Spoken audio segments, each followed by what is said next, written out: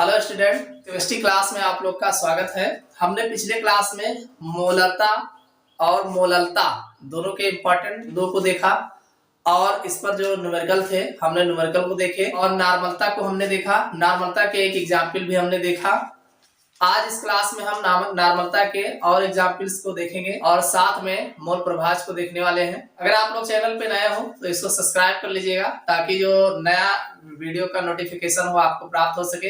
हमारे पास अगला जो एग्जाम्पल है 500 ml विलयन में, यानी पूरा विलयन कितना है 500 ml है में HCl के 182 ग्राम घुले हैं, यानी उसमें HCl जो है विलय है और वह 182 ग्राम घुला है। इस विलयन की नॉर्मलता ज्ञात करो और फिर हमें इस विलयन की जो है नॉर्मलता निकालना है। इसमें देखिए 500 ml जल में आप जानते हैं नॉर्मलता बराबर W अपान E इंटू V और वो भी लीटर में। ये नॉर्मलता का फार्मूला है, इसको आप मत भूलिएगा।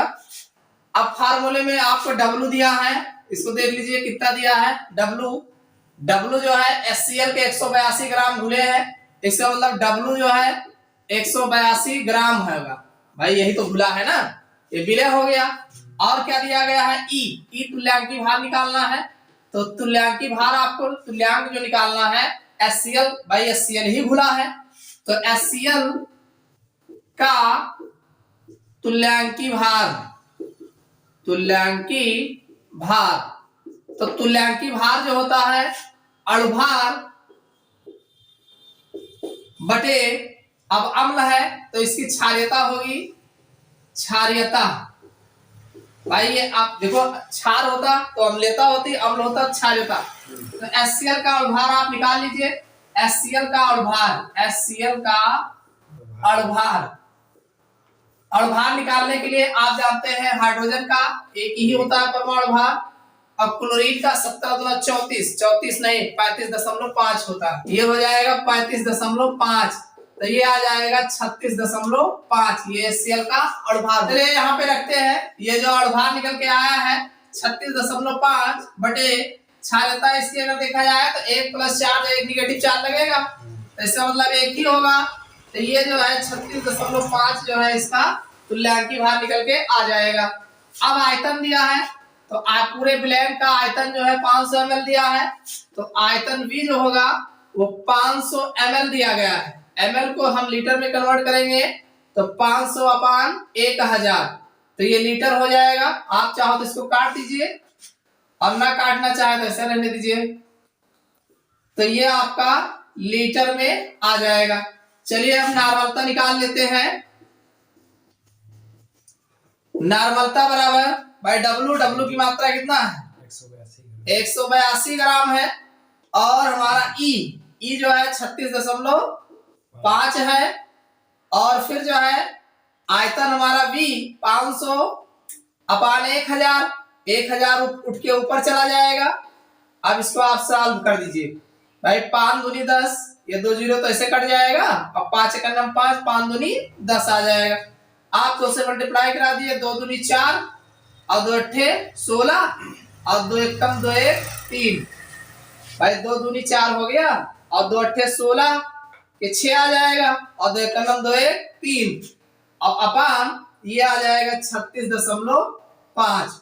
दशमलव हटाना है, एक दशमलव ऊपर लगा के 0 लगा दीजिए, दशमलव हट जाएगा, बराबर हो गया ना। एक अंक इधर है एक अंक इधर है, तो 364 0 ऊपर आ जाएगा और ये 36 और ये 5 यानी 365 नीचे आ जाएगा। इसको इसमें भाग दे दीजिए।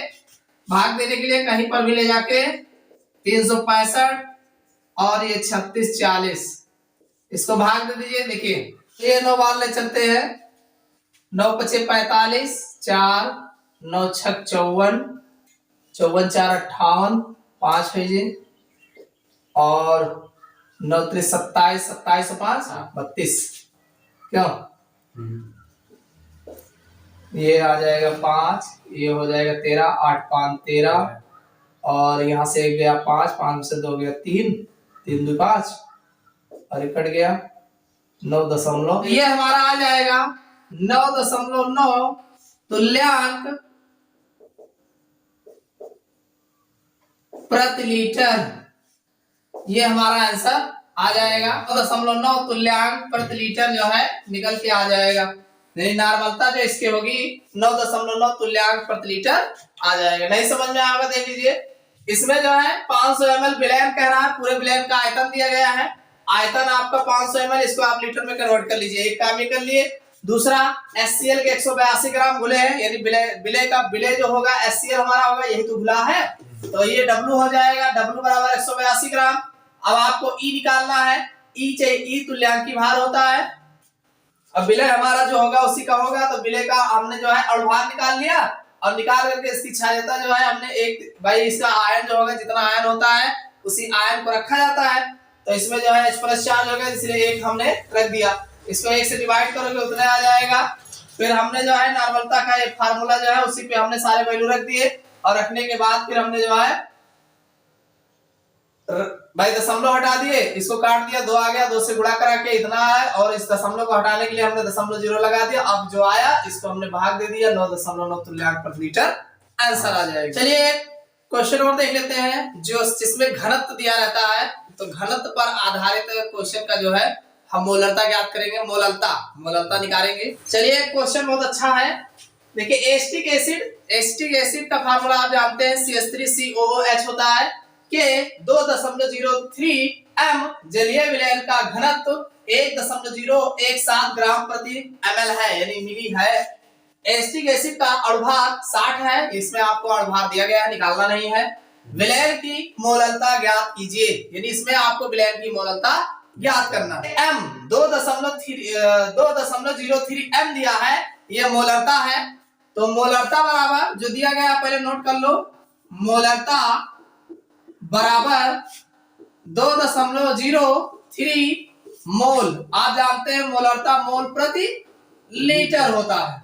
तो अगर हम बात करें एसिटिक अम्ल की मोलरता की, एसिटिक एसिड के मोल, तो भाई ये 2.03, भाई एसिटिक अम्ल के अगर मोल की बात करोगे तो 2.03 आ जाएंगे। भाई यही मोलरता ही तो उसका मोल होगा, तो वही लिखा है एसिटिक अम्ल के 2.03 m यानी मोल जलीय विलयन का घनत्व। अब घनत्व दिया गया है, घनत्व बराबर 1.017 ग्राम प्रति ml, ये घनत्व दिया गया है। विलयन का घनत्व बराबर होता है विलयन का द्रव्यमान बटे विलयन का आयतन। ये होता है विलयन के पर्पस में। आप इतना जानते हैं घनत्व बराबर होता है द्रव्यमान बटे आयतन, इतना तो पता है ना, तो बस इसी पे लगाना है। तो विलयन का घनत्व जो होगा विलयन का द्रव्यमान बटे विलयन का आयतन। तो हमें विलयन का द्रव्यमान निकालना है भाई, हमें निकालना क्या है, यहाँ पे मोलरता ज्ञात करना है ना। तो मोलरता में हमें W रखना है, कैपिटल W, विलायक का भार रखना है। तो विलायक का भार रखने के लिए हमें जो है यहाँ विलयन का द्रव्यमान निकाल लेंगे। तो विलयन का जब द्रव्यमान निकल जाएगा, विलय वाला हटा देंगे, अपने आप विलायक मिल जाएगा। ठीक, देखिए एक चीज और आप जानते हैं, यहाँ पे मोलरता दी गई है, एसिटिक एसिड के मोल दिए गए हैं। तो एसिटिक एसिड का जब मोल दिया गया है, आप जानते हैं मोल बराबर होता है भाई, मोल बराबर क्या होता है, W/m होता है। आप जानते हैं पदार्थ का भार बटे अणुभार, यही तो होता है भाई। बात हम एसिटिक एसिड की कर रहे हैं, तो एसिटिक एसिड का जो मोल होगा पदार्थ का, एसिटिक एसिड का भार बटे अणुभार।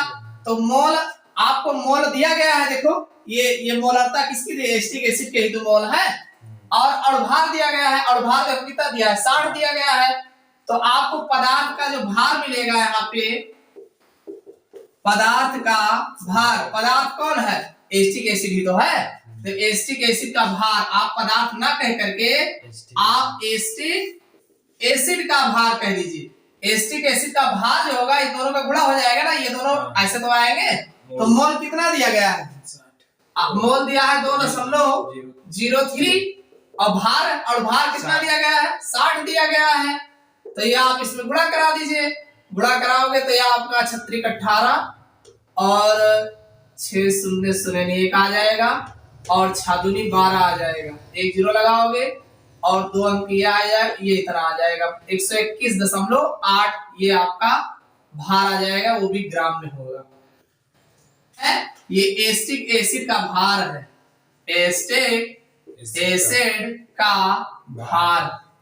ये यहां से आ गया, आपका मोल से निकल के आ गया। ठीक, अब विलयन का घनत्व बराबर आप जानते हैं भाई, घनत्व दिया गया है तो घनत्व विलयन का द्रव्यमान बटे विलयन का आयतन, ये आपका। ठीक, तब अब आपको यहां से देखो विलयन का द्रव्यमान, विलयन पूरे विलयन का द्रव्यमान आप यहां से निकालोगे, घनत्व और विलयन का आयतन, आयतन आपको दिया गया होगा। देखिए यहाँ पे विलयन का, इसमें से आपको वही होगा, यहाँ इसको बटा कर लीजिए और तिरछा गुणा करा लीजिए, तो विलयन का द्रव्यमान, विलयन का द्रव्यमान बराबर ये हो जाएगा घनत्व, विलयन का घनत्व उड़े विलयन का आयतन, विलयन का आयतन, ये हो जाएगा। विलयन का घनत्व कितना दिया गया है, 1.017 इतना दिया गया है। अब गुणे आयतन, आप भाई 1000 ml की बात करोगे ना, तो आयतन 1000 लेंगे। ठीक, इसका आप गुणा करा दीजिए, गुणा कराओगे कितना आएगा भाई, सब उतना आ जाएगा, दशमलव जो है 3 जीरो है तो हट जाएगा 1017। ये ग्राम में जो है निकल के द्रव्यमान, विलयन का द्रव्यमान निकल के आएगा। जरा समझ में आया? अरे विलयन का द्रव्यमान मिलेगा और एसिटिक एसिड का द्रव्यमान मिलेगा, भार मिलेगा। तो अब हमें विलायक के निकाले है ना, कौन होगा? अरे जलीय विलयन बना होगा, अरे जलीय जल ही तो होगा। तो जल का भार यानी जल का भार बराबर द्रव्यमान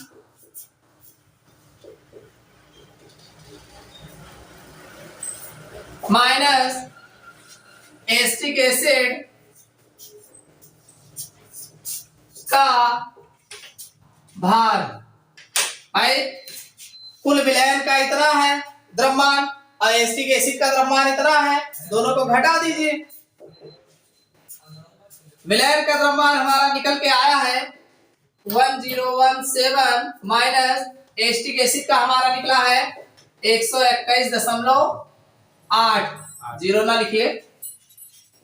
अब आप इसको घटा दीजिए, 895.2 ग्राम ये विलायक का यानी जल का भार निकल के आ जाएगा।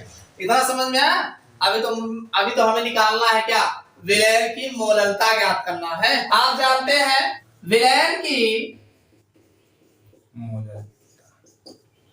मोललता बराबर,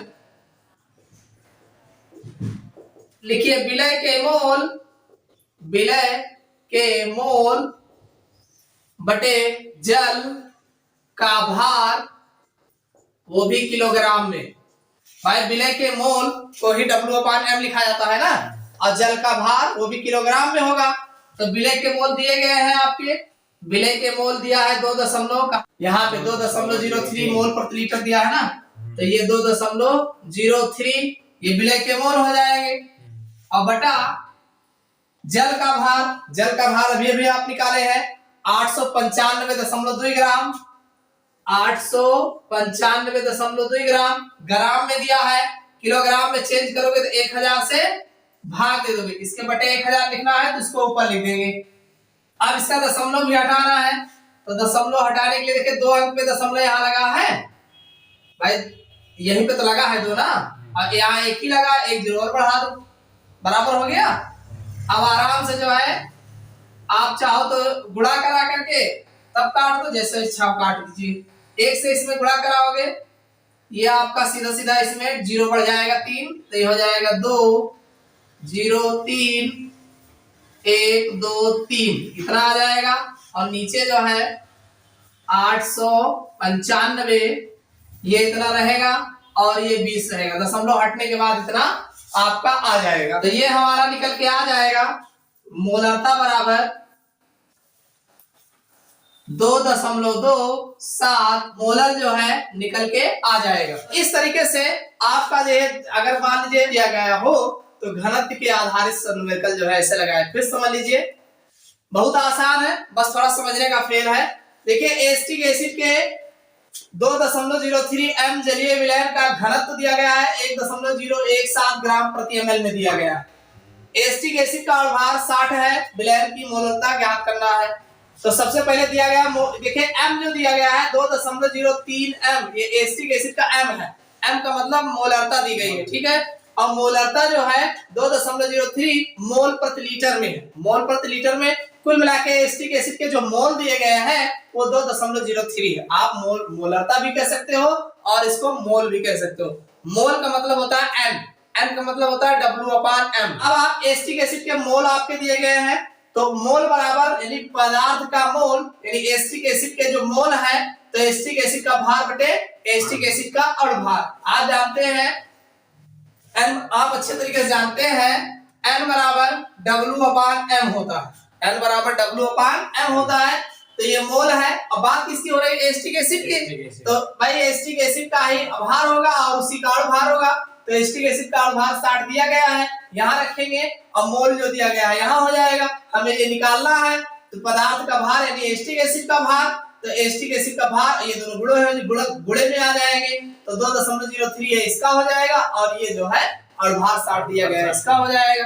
तो ये एसिटिक एसिड का भार जो निकल के आ जाएगा, दोनों को गुणा करा दीजिए, इतना ग्राम निकल के आ जाएगा।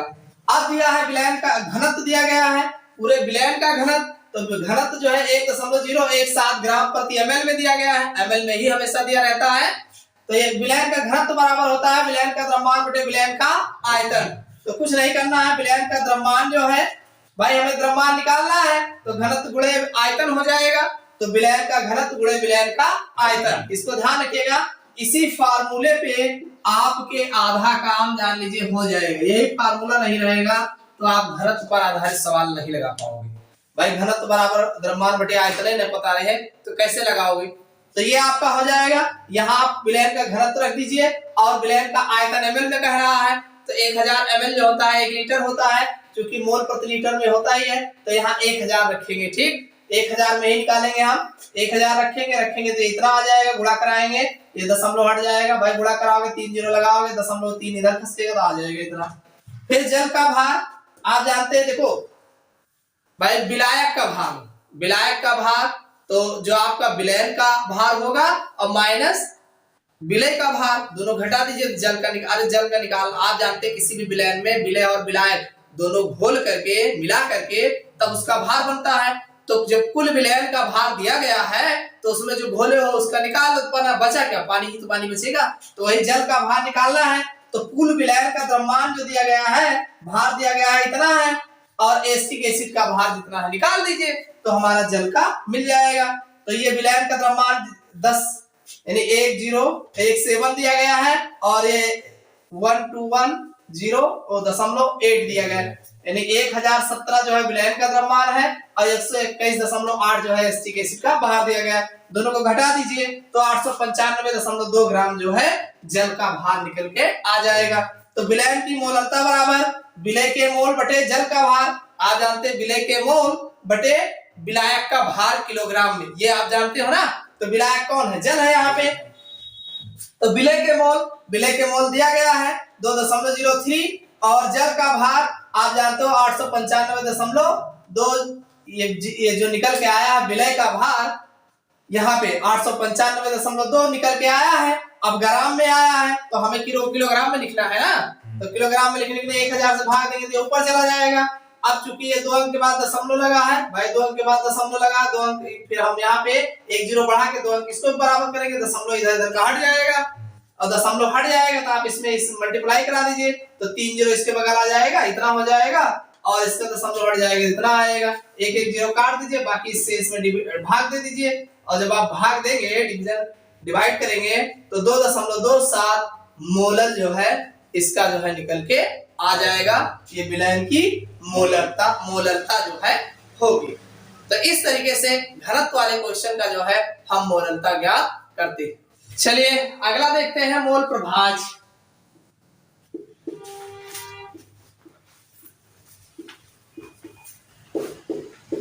मोल फ्रैक्शन, मोल प्रभाज, मोल फ्रैक्शन, इसका एक नाम और है, इसको भी जाने रहिएगा, नहीं तो पूछ लिया जाएगा, पता ही नहीं रहेगा। मोल अंश,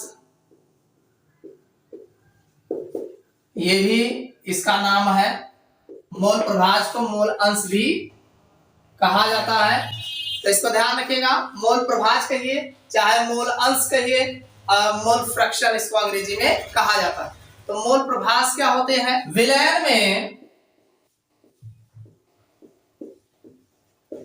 उपस्थित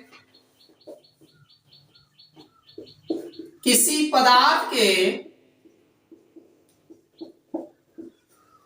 मोलों की संख्या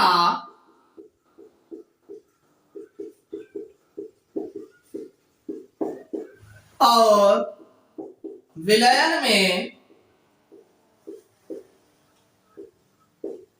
उपस्थित सभी विभिन्न पदार्थों और विलायक के मोलों की कुल संख्या के अनुपात को उसे मोल प्रभाज कहते हैं। समझ लीजिए, ये बहुत ही इंपॉर्टेंट है, इंपॉर्टेंट की लेवल इस पे अच्छे से लगा लीजिए, बहुत पूछा जाता है, इसको बार बार न कहना पड़े, एग्जाम में बहुत पूछा जाता है। देखिए, विलयन में उपस्थित किसी पदार्थ के मोलों की संख्या, भाई विलयन है तो विलयन में अकेले तो विलयन भी विलयन बनेगा नहीं, इसमें विलय होगा, विलायक होंगे, दो जने कम से कम रहबे करिए, या एक जने का कई जने में घोला जी, तो दो लोग को मिला के आप विलयन बनाओगे। तो विलयन में किसकी बात कर रहे हो? जिसकी बात करोगे उसी की मोलक संख्या। तो कहा गया विलयन में उपस्थित किसी पदार्थ के मोलक संख्या, यानी जिसका आप मोल प्रभाज बताने वाले हो उसके मोलों की संख्या, और विलयन में उपस्थित सभी विभिन्न पदार्थों और विलायक के मोलों की कुल संख्या। कहने मतलब मान लो दो जने घोले हो तो दोनों जने के मोलों की कुल संख्या, भाई पहले बात तो जी का एक मोल प्रभाज ज्ञात कर रहे हो उसकी मोलों की संख्या बटे में विभिन्न पदार्थ विलायक और विलय के कुल मोलों की संख्या के योग के अनुपात को, कुल संख्या के अनुपात को उसे मोल प्रभाज कहते हैं। अब इसको ना समझ में आए तो ऐसे देख लीजिए, माना कि विलय के मोल, भाई विलय और विलायक मिला के तो विलयन बनेगा ना, विलय के मोलों की संख्या, और विलय को हम किस में रिप्रेजेंट करते हैं? स्मॉल एन से। माना विलायक के मोलों की संख्या, विलायक को कैपिटल एन से मान लीजिए, और मोलों की कुल संख्या, तो कुल संख्या में स्मॉल एन प्लस कैपिटल है। तो विलय का मोल प्रभाज, भाई पहले विलय का मोल प्रभाज देख लेते हैं। तो विलय का हमने क्या कहा कि विलयन में उपस्थित किसी पदार्थ के मोलों संख्या, यानी जिसका मोल प्रभाज बताएंगे उसके मोलों संख्या ऊपर रखेंगे। तो हम विलय के बता रहे हैं ना, तो विलय के मोलों संख्या कौन है? Small n. फिर कह रहा है और विलयन में उपस्थित सभी विभिन्न पदार्थों और विलायकों की मोलों की कुल संख्या के अनुपात को, यानी विभिन्न पदार्थ कौन है? स्मॉल एन और कैपिटल एन दोनों जने है ना, तो कुल मोलक संख्या एन प्लस कैपिटल एन, तो ये हो जाएगा विलय का मोल प्रभाज, यानी एन प्लस, तो ये वही आपका आएगा। भाई मोल प्रभाज क्या होता है? विलयन में उपस्थित किसी पदार्थ के मोलों की संख्या तथा उसी विलयन में उपस्थित विलय तथा विलायक के कुल मोलों की संख्या के योग के अनुपात को विलय का मोल प्रभाज कहते हैं। यानी जिस पदार्थ का हम ज्ञात कर रहे होते हैं उसका मोल प्रभाज कहते हैं। अगर मान लीजिए हमें विलायक का मोल प्रभाज ज्ञात करना हो तो विलायक का मोल प्रभाज। भाई विलायक कौन है? विलायक हमारा कैपिटल एन है ना, तो कैपिटल एन ऊपर हो जाएगा और कुल मोल नीचे आ जाएगा। तो यह हमारा निकल के आ जाएगा विलायक का मोल प्रभाज। समझ में आ गया कि नहीं? सीधी सी बात है, पहले विलय की मोलों की संख्या स्मॉल एम, विलय जो कम होगा वो विलय होगा, और विलायक के मोलों की संख्या जैसे जल होगा या अल्कोहल होगा, कुछ भी होगा जो ज्यादा होगा जिसमें घोलोगे वो विलायक हो जाए, उसको कैपिटल एन से लिखेंगे। फिर कुल मोलों की संख्या, अरे दो लोग हैं, दो हो सकता तीसरा जने और पड़ा हुआ होगा तो तीसरा जने के ले लीजिए, उनका उन्होंने लिख लीजिए, मेरी n1 n2 n3 लगा के खाजे, कौन दिक्कत है, अलग अलग करेक्टर। तो कुल मिलाए के कुल मोलों की संख्या रहे सबके। अब जी के मोल प्रभाज ज्ञात करना हो उसको ऊपर रखिए और कुल वाले को नीचे रखिए और दोनों को सॉल्व कर दीजिए तो मोल प्रभाज निकल के आ जाए। यानी जिसका मोल प्रभाज ज्ञात करना हो उसके मोलों की संख्या तथा जितने पदार्थ उसमें उपस्थित हो सबके कुल मोलों की संख्या के योग के अनुपात को पदार्थ का मोल प्रभाज कहते हैं। तो ये इसकी परिभाषा है और इस तरीके से आपको एग्जाम में लिखना। देखिए हमारे पास एक जो है मोल प्रभाज का एग्जाम्पल है कि 92 ग्राम C2H5OH और 72 ग्राम जल के मिश्रण में दोनों का मोल प्रभाज ज्ञात करो, यानी दोनों के मोल प्रभाज जो है निकालना है। तो अब कह रहा है कि 92 ग्राम C2H5OH, यानी 92 ग्राम हमारा C2H5OH है और 72 ग्राम जल के मिश्रण में, भाई अल्कोहल ज्यादा है और जल हमारा कम है, 72 ग्राम ये जल है और 92 ग्राम अल्कोहल है, दोनों को मिला करके मिश्रण बनाया गया और इस पूरे मिश्रण का जो है जल और अल्कोहल दोनों का मोल प्रभाज ज्ञात करना। देखिए सबसे पहले 92 ग्राम C2H5OH यानी C2H5OH का भार दिया गया है, भाई भार दिया गया है ना, तो भार जो होता है W, ये आपका दिया गया है 92 ग्राम। अब C2H5OH का अणुभार निकाल लो, अणुभार आपको निकालना पड़ेगा। तो C2H5OH निकालो, कैसे निकालोगे भाई? C2H5OH के निकालने के कार्बन देखो, कार्बन का भाई 2 कार्बन है ना, तो 2 से गुणा कराओगे पहली बार, और कार्बन का 6 होता है परमाणु क्रमांक 6 दूनी 12 प्लस अब 5 ही हाइड्रोजन 5 किया है ना H5 और एक होता है, चलो ऑक्सीजन के 8 दूनी 16 और ये इतना 12 दूना 24 5 16 एक 17 रख लियो। अब इसको जोड़ लो, 7 5 12 और 12 4 16, अरे 12 4 16 हुए, एक बचा, एक एक 2 ये 46 जो है C2H5OH का अणुभार जो है निकल के आ गया। अब C2H5OH के मोलों की संख्या, C2H5OH के मोल, अरे मोलों की संख्या निकाल लो, n जिसे बोलते हैं स्मॉल n, एक कैपिटल n कह दो क्योंकि ज्यादा है ना, कैपिटल N। तो मोल क्या होता है भाई? मोल होता है W/m, भार बटा अणुभार। तो भार इसका दिया गया है 92 और अणुभार निकाले ही हो, कटेगा 6 दूनी 12 4 दूनी 8, कितना आ गया n बराबर 2 आ जाएगा, अरे इसको काटोगे 2 ही तो आएगा, ठीक। तो ये आपका C2H5OH के मोलों की संख्या निकल के आ गया। चलो अब इधर आ जाते हैं, अब हम बात करेंगे दूसरा कौन सा, जल। तो जल का भार, तो जल का भार दिया गया है 72 ग्राम, ठीक। तो जल का अणुभार निकालना पड़ेगा, तो जल का अणुभार निकालने के लिए H2O H2 है और हाइड्रोजन का 1 होता है, ऑक्सीजन के 16 और 2 का नाम 2 और प्लस 16 कितना आएगा 6 2 8 18, जल का अणुभार कितना होगा 18। तो जल के मोलों की संख्या, भाई जल के मोलों संख्या, तो इसको हम स्मॉल n से मान लीजिए रिप्रेजेंट कर रहे हैं, तो भार बटा अणुभार, भार कितना है 72 है ना, और अणुभार कितना है 18, 18 चौक, तो ये 4 निकल के यहाँ पे आ जाएगा। तो समझ में आ गया इतना? चलो अब कुल मोलों की संख्या, कुल मोलों की संख्या, तो कुल मोलों की संख्या यानी अल्कोहल तथा जल N+N ना, N+ कैपिटल N, तो स्मॉल n कितना है? 4 है, अब कैपिटल N 2 है, 4 2 6, कुल मोलों की संख्या आ गई ना। अब पहले आप अल्कोहल का मोल प्रभाव निकाल लो, तो C2H5 OH का मोल प्रभाज,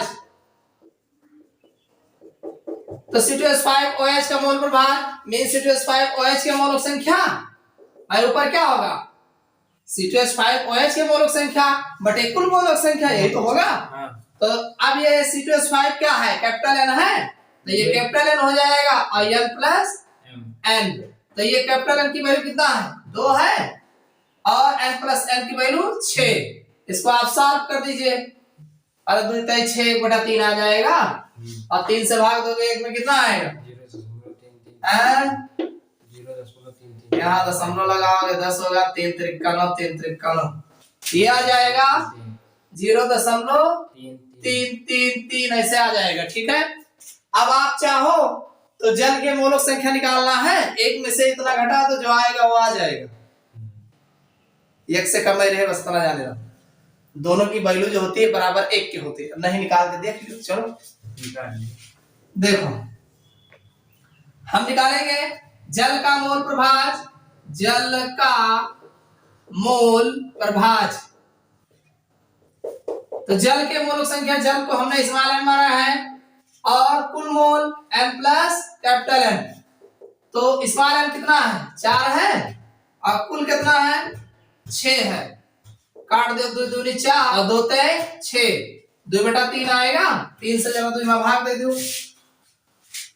3 से 2 में भाग देंगे, 3 6 18, 2 20, 3 6 18, तो ये आ जाएगा जल का मोल प्रभाव 0.66।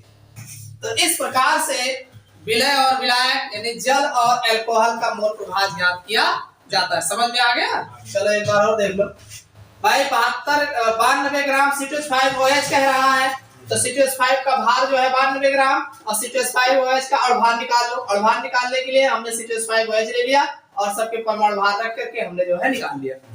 फिर आ गया C2H5 OH के मोलों की संख्या, तो मोलों की संख्या भार बटा अणुभार होता है, भार हमने 92 रख दिया और भार जो निकाले उसको रख दिया, दोनों को रख के काट दिया, हमने निकाल लिया।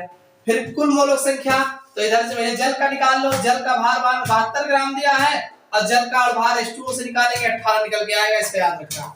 जल के मोलों की संख्या तो 72 बटा 18 हो जाएगा, इसको काटेंगे 4 आएगा, तो कुल मोलों की संख्या आप निकाल लीजिए 6 आ जाएगा। तो C2H5 का मोल प्रभाव, तो जिसका मोल प्रभाव निकालेंगे उसके मोलों की संख्या ऊपर रखेंगे और कुल मोलों की संख्या नीचे रखेंगे, इसको ध्यान रखिएगा।